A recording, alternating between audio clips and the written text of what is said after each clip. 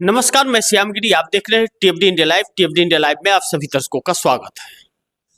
जिस तरह हरियाणा के अंदर नरेंद्र मोदी की मुश्किलें बढ़ रही है और भारतीय जनता पार्टी के लोगों को गांवों से भगाया जा रहा है, कभी भारतीय जनता पार्टी ने सोचा नहीं था। 10 साल का शासन और भारतीय जनता पार्टी के लिए कहने को कुछ नहीं रहा। पौने 10 साल मुख्यमंत्री रहे मनोहर लाल खट्टर के पास यह जवाब नहीं है कि वह लोगों के बीच जा सके और वह चेहरा छिपाते हुए नजर आ रहे हैं। नरेंद्र मोदी स्टेज पे जा रहे हैं तो मनोहर लाल खट्टर को छिपाया जा रहा है। क्यों? आक्रोश है लोग। यह कैसी दुविधा है भारतीय जनता पार्टी के अंदर कि भारतीय जनता पार्टी अपने लोगों को, बड़े लोगों को चेहरा नहीं घोषित कर पा रही है, चेहरा दिखा नहीं पा रही है, नहीं घोषित कर पा रही है। मुख्यमंत्री तो चेहरा तो दिखाए नेताओं का जो पौने 10 साल शासन किया, नहीं दिखा पा रहे। नायब सिंह सैनी को आखिरी समय में मुख्यमंत्री बना करके भारतीय जनता पार्टी पछता रही है। खाली लिफाफा निकला सीएम। जिस विधानसभा सीट से उसको टिकट दिया गया वही वह खुद ही मान रहा है कि मैं बुरी तरह हार रहा हूं। वह सोच रहा है कि किसी तरह जमानत बच जाए, वह भी बचता हुआ नजर नहीं आ रहा है। भारतीय जनता पार्टी के लोग जहां भी जा रहे हैं, जिस गांव में भी जा रहे हैं, उनको खदेड़ा जा रहा है। किसान निकल चुके हैं। एसकेएम संयुक्त किसान मोर्चा पूरे हरियाणा में निकल चुका है, महाराष्ट्र में निकल चुका है। यह पूरे जगह जा करके कि भारतीय जनता पार्टी को हराना है। नरेंद्र मोदी की मुश्किलें कम नहीं होगी।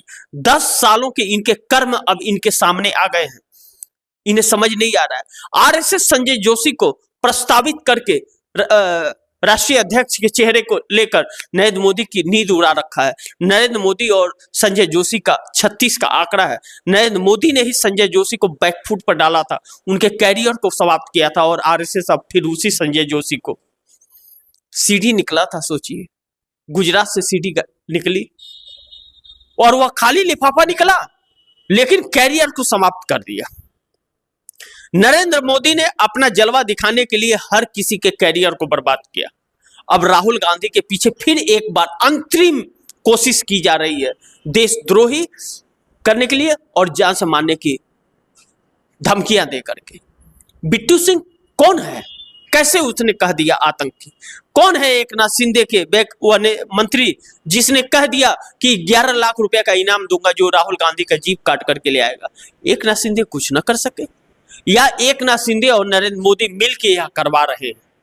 और ऐसी कोई बात हुई तो नरेंद्र मोदी के लिए मुश्किलें बहुत बढ़ जाएंगी। नरेंद्र मोदी प्रधानमंत्री की कुर्सी पे बैठ करके उस आड़ में जो भी गुल खिला रहे हैं, उनके काले चिट्ठे देश के सामने अब आ रहे हैं। वह उनके लिए बड़ी मुसीबत, उन्हीं के लिए नहीं, वह आरएसएस के लिए गड्ढे खोद रहा है। हरियाणा के अंदर लोग वोट देने को तैयार नहीं है। भारतीय जनता पार्टी को हराने के लिए वह वोट करने वाले हैं। किसी दल को हराने के लिए हरियाणा पहली बार वोट करने जा रहा है कि इसको हटाना है, ऑप्शनल जिताना है। इसमें आम आदमी पार्टी की भी चाल नरेंद्र मोदी ने ही चली है, यह भी कहा जा रहा है। क्योंकि अरविंद केजरीवाल ने झटका तो दिया, लेकिन इस बीच बहुत गहरी चाल है, इस चीज से इनकार नहीं किया जा सकता। और यह चाल कितनी कारगर साबित होगी आने वाला यह समय बताएगा। लेकिन नरेंद्र मोदी के लिए मुश्किलें बढ़ेंगी। हरियाणा 90 सीटों का प्रदेश, पौने 10 साल मनोहर लाल खट्टर हरियाणा के मुख्यमंत्री रहे। आखिरी क्षण में नायब सिंह सैनी को बनाया गया। बहुमत न होने के कारण कहीं पोल न खुल जाए तो इस्तीफा देना पड़ा, क्योंकि भारतीय जनता पार्टी छोड़ करके कांग्रेस में लोग शामिल हो गए। सबसे पहला राज्य हो गया कि जो सबसे ज्यादा भारतीय जनता पार्टी को छोड़ करके विधायक और मंत्री कांग्रेस में चले गए। वजह क्या है? वजह क्या है कि भारतीय जनता पार्टी अपने प्रत्याशियों के नाम को वापस ले रही है और निर्दलीय को समर्थन कर रही है, जो आरोपी है किसी न किसी चीज पर। भारतीय जनता पार्टी इन आरोपियों के खिलाफ बहुत बड़ा मुहिम चलाती थी, लेकिन अब भ्रष्टाचारियों को ही जिताने के लिए अपने प्रत्याशी का नाम वापस करा रही। इस देश की सबसे बड़ी पार्टी, इस देश की बनी 7 सालों में बनी सबसे बड़ी पार्टी और सबसे पैसे वाली पार्टी विश्व की, वह अपने प्रत्याशियों के नाम वापस ले रही है। और जो निर्दलीय प्रत्याशी हैं, दमदार हैं, वह पैसे के दम पर वोट खरीदने की कोशिश कर रहे हैं कि 5,000 6,000 में वोट मिल जाए, खरीद लो। यह परिस्थिति आ रही है। लेकिन यह कितना कारगर साबित होगा यह आने वाला समय बताएगा। लेकिन नरेंद्र मोदी को हरियाणा उनके कैरियर पर वह दाग लगाएगा कि उनकी कुर्सी जाने का वही बहाना बन जाएगा और आरएसएस उनके नखरे ढीला कर देगा। और आरएसएस जो चाहता है कि अब आजादी मिले नरेंद्र मोदी और अमित शाह से, वह उन्हें उठा करके फेंक देगा। संजय जोशी को राष्ट्रीय अध्यक्ष भारतीय जनता पार्टी का बनाने के साथ ही नरेंद्र मोदी की मुश्किलें शुरू हो जाएंगी।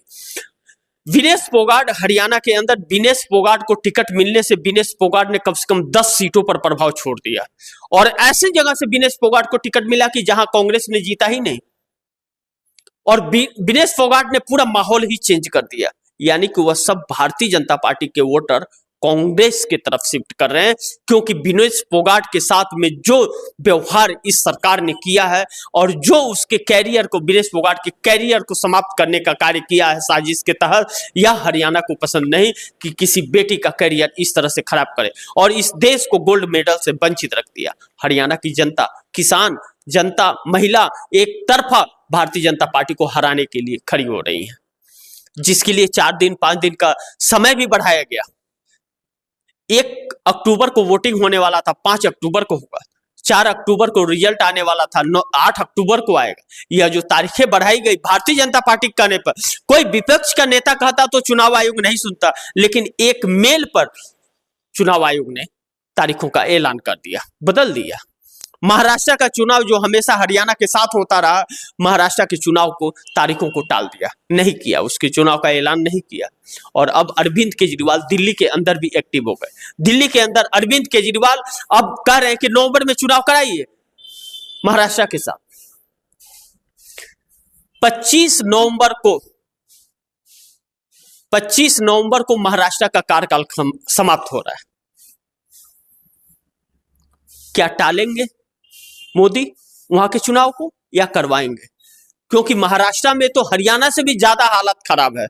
नरेंद्र मोदी ने उद्धव ठाकरे के साथ गद्दारी करके उनकी पार्टी को तोड़कर भारतीय जनता पार्टी और अपने पैरों पर कुल्हाड़ी मार ली।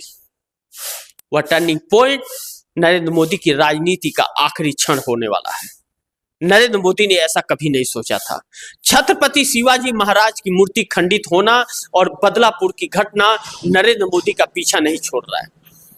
उद्धव ठाकरे और शरद पवार की पार्टी में सेंध लगा करके, तोड़ करके फिर सत्ता में आना, यह उन्हें रास नहीं आ रहा है, यह लोगों में आक्रोश भर रहा है। जिस तरह से गैर संवैधानिक सरकार चली, सुप्रीम कोर्ट के जजमेंट के अनुसार, और राज्यपाल ने भी कुछ नहीं किया और स्पीकर ने भी वहां कोई निर्णय नहीं दिया, यह लोगों को दिख रहा है। यह चीजें एकनाथ शिंदे ने 45 विधायकों के भविष्य को दांव पे लगा दिया। अजीत पवार ने 35 विधायकों को भविष्य दांव पे लगा दिया। नरेंद्र मोदी को बड़ी मुसीबत किसान भी देने वाले हैं महाराष्ट्र के अंदर, और हरियाणा के अंदर तो किसान निकल चुके हैं। संयुक्त किसान मोर्चा का निकलने का मतलब भारतीय जनता पार्टी को के साथ पूरा हिसाब होगा, चुन चुन कर हिसाब होगा। नरेंद्र मोदी ने 10 सालों में इस देश को जो त्राहिमाम करने पर मजबूर किया है, नरेंद्र मोदी के लिए बड़ी मुश्किलें पैदा होने वाली हैं। नरेंद्र मोदी ने कभी सपने में सोचा भी नहीं होगा कि ऐसी मुसीबत भी आ सकती है, लेकिन आ रही है।